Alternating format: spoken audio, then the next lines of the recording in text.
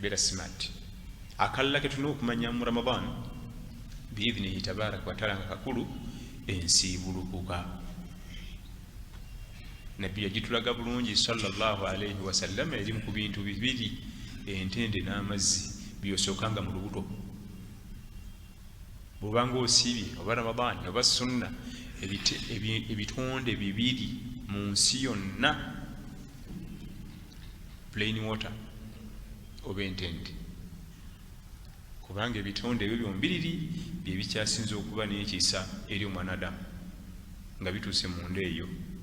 Mu biriibwa ebintu byonna bituli ebiri ku duniya tewaliyo kiriibwa kirina kisa gy'oli nga ntende, ate mu binywebwa tewaliyo kyakunywa kiri ku nsi kuno kyakisa eri omwanadamu nga mazzi plain. Tebaganya kunywa juisiwo, simanyi kokotayiro, simanyi akoze bityani, byonna nywa byoyagala naye ekisookerwako. Era Nabbi sallallahu alaihi wasallama kaana yaftiru ala rutabi, yasibukiranga ku rutab, ekyo kika kya ntende. Bwe yabulanga rutab n'asibukira ku tamuru, ekyo kika kya ntende. Bwe yabulanga tamuru hasayatin mimma, ng'amirayo emimiro gy'otuuze otuli plain. Ono alyoka agenda ku birala.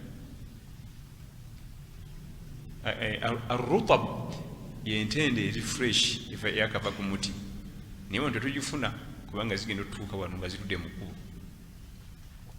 Era Allah ajogerako nti wahuzzi ilayki bijidhi nakhlati tusaqitu alayki rutaban janiya fakuli washrabi waqarri ayna. Musurati Maryam ng'agamba Maryam agenda anyenye omuti gw'entende, tusaqitu alayki rutaban, entende zi fresh zibaita rutab, onuuna na bunuunyi bwoti, ensigo ne zifuluma.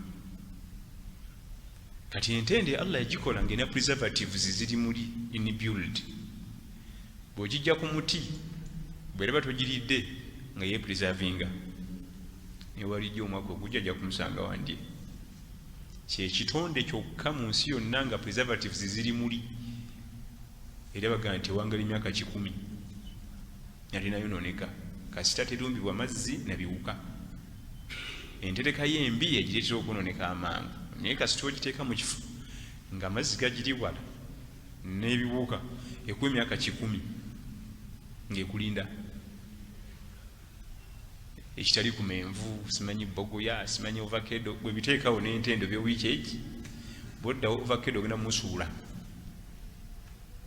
Naye entende hatta baaterekanga entende, basahaba batunyiza baziterekanga ne baddawo ne bazijjayo nga zirina kusooka kunnyikibwa mu mazzi nga yeekapise bw'eti esobola okuwangaala.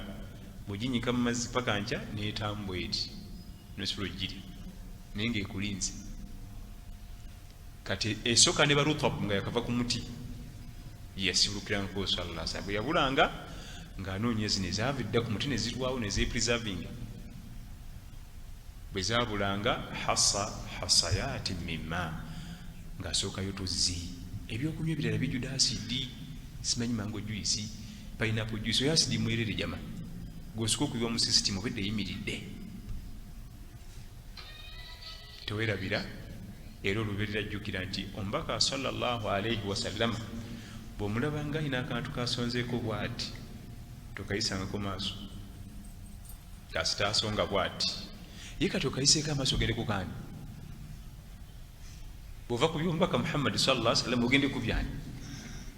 Ye medical doctor waffe bwe tulinawo mu mass communication. Kabaka tewali alina mass communication mu nsi muno nga mubaka Muhammad sallallahu alayhi wasallam.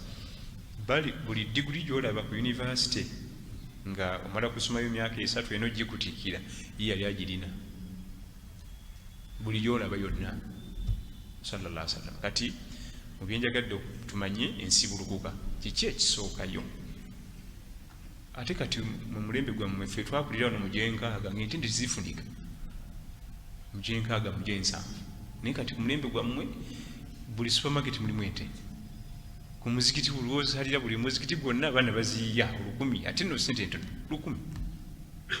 Sooka y'ekitendo ekiriibwa kibayita entende bwe kibula tuzzi otuli plain then juice bwo oli gwe bakamudaja tyoli omutawana judda asidi tunamulaba oluvannyuma then ekyakufula okubanga yanywedde omwenge otunke